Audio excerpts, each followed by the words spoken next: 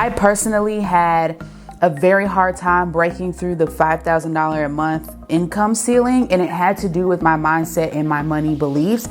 And it's so crazy because before that I really thought I have a positive money mindset. Like, there's nothing wrong with the way that I'm thinking about money. I'm making money in my business right now. I'm having good days, but I just could not seem to break through the $5,000 a month ceiling. And this was a while ago, but I could not seem to break through that ceiling. And I stayed at that point, and I hit a growth plateau for, it was months that I was going through that growth plateau.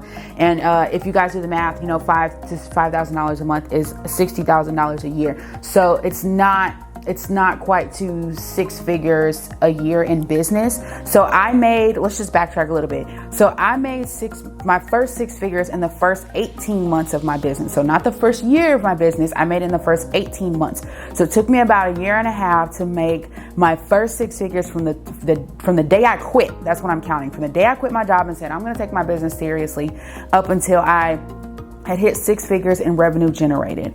Okay. So 18 months. Directly after I hit that in 18 months, I experienced this growth plateau immediately afterwards. So this was about 2018. This was in 2018, middle of 2018.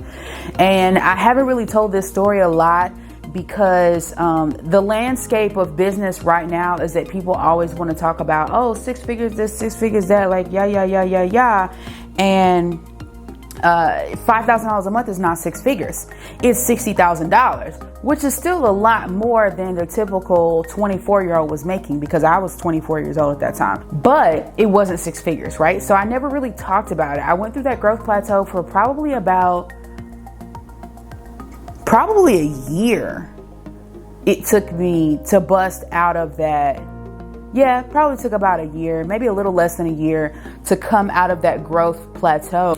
We have this really volatile thing going around. I call it hustle culture, where people are like, you have to work hard, hours, and then you will one day just wake up and you'll have $1 million.